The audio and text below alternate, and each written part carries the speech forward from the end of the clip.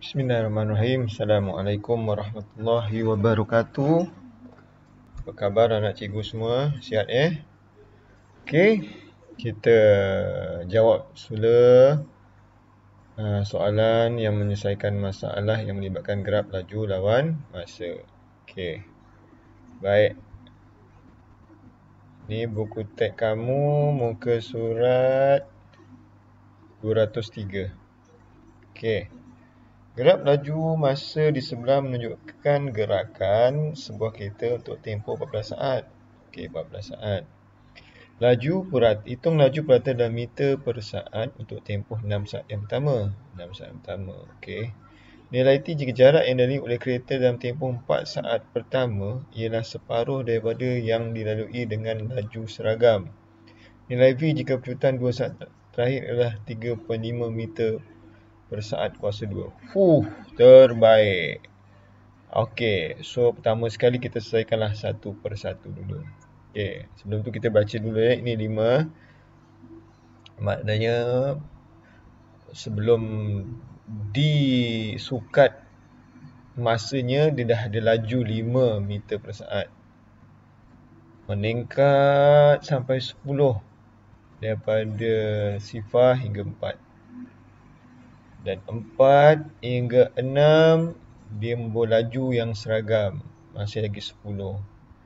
6 hingga T pun masih lagi 10. Dan selepas T dia memecut lagi naik ke atas sehingga kelajuan V yang kita tak tahu sehinggalah masa ke-14. Okay, itu ceritanya Okay, soalannya, cari laju purata meter saat dalam tempoh 6 saat. Okey, pertama sekali awak kena faham nak cari laju purata ialah formulanya ialah jumlah jarak bagilah dengan jumlah masa. Okey. Sebab kita dah belajar formulanya ialah kita tengok penyelesaiannya memahami masalah. Okey, dah merancang ni. Laju purata ialah jumlah jarak bagi jumlah masa. So untuk A, kita selesaikan dulu untuk A Okey. Jadi nak cari jumlah jarak ni macam mana? Ini graf laju dan masa. Maknanya kita kena cari luas di bawah graf. Masanya dah tahu dah. Masanya ialah 6. So 6 ni, gambar 6 ni adalah bentuk apa? Okey. Jadi kalau awak nampak perasan ni macam ada dua bentuk ni kan. Awak nampak ini macam bentuk yang pertama. Ini bentuk yang kedua. Ada trapezium, ada segi 4. Okey. So tengok apa dia buat. Nah, dia buatlah. Ini adalah untuk trapezium untuk CA. Yang ini adalah untuk CB. Okay. A tu apa? Trapezium. Okey, 1/2. Cikgu kenapa darab 4 dulu? Terpulanglah. Yang pentingnya ialah hasil tambah 2 garisan yang selari. Darabkanlah dengan sisi satu lagi iaitu tinggi. Okey.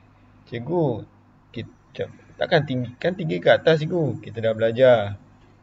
Trapezium yang duduknya yang betul ialah begini. Inilah tinggi. Inilah selari. Dengan yang ni. Oh, itu sama dengan. Salah. Dia selari. Yang ni selari dengan yang bawah. Okey, boleh. So, kalau ini kita dah belajar, selarinya ialah kiri kanan. Tingginya yang bawah. Okey, sebab tu dia kata 5 tambah 10. Okey. 6 tolak 4. Kenapa 6 tolak 4? Sebab awak nak cari bezanya ni. Ni, jarak sini sampai sini berapa? Jadi awak kena tolakkanlah 6 tolak 4. 2. Tinggi ni pula sama juga dengan yang sini. 10. Panjang ini pun 10. Panjang ini pun 10. Panjang ini B. Jarak sini 4. Jarak sini 2. Jarak sini tak tahu tapi kita boleh andaikan dia T tolak 4. Jarak sini T tolak 4 T tolak 6. Kalau dari sini, T tolak 4. Kalau daripada sini sampai ke sini, T saja. Okey. Jadi kira dapatlah 50. So bagikan 6 dapat 25/3 meter per saat. Itulah laju puratanya. Okey, boleh faham? Okey, selesai untuk yang A. Yang B. Nilai T jika jarak yang dilalui oleh kereta dalam tempoh 4 saat pertama ialah separuh daripada jarak yang dilalui laju seragam. Okey. Kita fahamkan ni lah, jarak 4 saat pertama ialah separuh daripada jarak dalam laju seragam. So, jarak 4 saat yang pertama. Jarak 4 saat yang pertama. Jarak maksudnya apa? Luas dewa grab kan? Okey. Laju seragam ialah daripada 4 hingga ke T. Itu kita tahu. Jadi nak tahu jaraknya ialah T tolak 4. Okey, kita tengok betul tak dia buat. Okey. Luas trapezium ialah sama dengan luas segi 4 tepat betul. Luas trapezium awak dah tahu sini 30 ni awak dah buat ni. 30. Jadi sama dengan okey. Kenapa T tolak 4 cikgu? Sebab kita nak tahu beza jarak ni, ukuran ni berapa kita kena tolak lah. Kalau sini kita tahu 2 kan, 6 tolak 4. Kalau sini T tolak 4 lah. Okey, T tolak 4 kali 10 sebab dia punya panjang dia punya lebarnya lah. Okey. 5 So ada pengacauan. Ini macam kita dah belajar ni. Ini ada pengacaunya ialah nitrobus. So hidup berpasangan.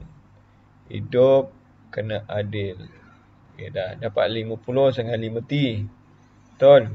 So bila dah macam ni tak ada tu perkalinya mesti 1. So sini kena bahagi dengan 5. Hidup kena adil, sini bagi dengan 5. Jadi T sama dengan 50 bagi 5, 10. Tu contohnya lah. Okey, boleh? Okey, tak ada masalah tu. Okey, jadi T tu ialah 10. Tapi kalau awak dapat, katakanlah awak dapat 5, maknanya awak salah lah. Makin ke kanan ni, sepatutnya dia makin besar nilainya. Okey, tu nak tahu jawapan awak betul atau salah lah. Okey, nilai V jika pecutan bagi 2 saat terakhir ialah 3.5. Okey, 2 saat yang terakhir. Okey, kita tahu pecutan ini, kita dah tahu sini 10. Cikgu, mana yang 2 saat terakhir cikgu? Tak ada pun. Okey, so kita tahu 2 saat terakhir tu ialah 14 tolak 2, 12. 12 tu kat sini kan? Okey, so kita tahu dia punya pecutan ni sama saja pada minit yang ke-10, pada minit ke-10, pada saat yang ke-10, ke-11, ke-12. Sorry, 10 salah. 11, 12, 13, 4 sampai ke-14 semua sama. 10 sama juga ke? So dia punya pecutannya sama. Jadi pada minit ke-12, pada 2 saat terakhir sama juga dengan 4 saat yang terakhir. Sebab kenapa kita nak tak gunakan 12? Sebab kita tak tahu nilai kat sini ni. Kita tak tahu. Sebab tu kita gunakan ialah nilai yang ini. Yang 14 dengan 10. Sebab 14 kita tahu memang jawapannya V. Yang 10 ni kita tahu sini pun 10. Jadi kita tahu. Maksudnya nak cari satu nilai mesti ada 3 nilai yang awak ada. Contohnya V 14 ada, sini ada 10, sini ada 10 boleh. Kalau guna 12, okey 14, 12, 2, sini tak ada, sini tak ada. 2 ada, 2 tak ada, lagi tak boleh. Jadi kena cari yang 3 nombor mesti ada. 1 nombor tak ada, tu betul lah. Okey, so apa dia buat? Kita tahu pecutan ialah perubahan laju lawan perubahan masa, iaitu laju akhir tolak laju awal, masa akhir tolak masa awal. Okay, kita dah belajar yang sini inilah masa awal, yang sini lah masa akhir. Inilah masa awal, inilah masa akhir. Inilah laju awal, inilah laju akhir. Okay, awak dah tahu Okay, so masukkanlah punya pecutan, dia dah bagi dah jawapan 3.5. So kita samakanlah dengan 3.5. Okey, V tolak 10 iaitu laju akhir tolak laju awal. Tu yang V tolak 10. Okey, lepas tu 14 tolak 10. 14 tolak 10. Sebab soalannya walaupun ditanya 2 saat terakhir, tapi sama juga pecutannya dengan 4 saat yang terakhir. 4 saat terakhir tu ialah 14 tolak 10 lah. Okey, dah. Ni. So, ini macam mana nak selesaikan ni? Macam mana nak selesaikan? Okey, cikgu dah bagi satu idea. V per 10 tu katakan awak tak tahulah. Awak letakkanlah apa tak tahu, X per 2 sama dengan 4. Okey, dah. Betul kan? So, awak tahu X tu jawapannya ialah apa bagi 2 sama dengan 4. Awak tahu 8. So, macam mana nak tahu 8? 2 ni awak darab dengan 4. Jadi, sama juga dengan cerita ini. Jadi, V tolak 10, awak darabkanlah 3.5 darab 4. So, 3.5 dan 4, itu yang dapat 14. Boleh faham? Okey, jadi V tolak 10 sama dengan 14. Okey, ada pengacau kan? Nak cari V, ada pengacaunya. So, hidup berpasangan. Hidup kena adil. Jadi, V sama dengan 24. Okey, dah. So, itulah dia jawapannya. V tu lainnya ialah 24. Dan kita mesti tahulah mesti 24. Janganlah 15. 15 dekat sangat. Macam tak patut. Janganlah tak 12. Macam tak patut. Kan? So, 24 tu patutlah. Okey, boleh? Itu penerangan untuk contoh 16. Alhamdulillah.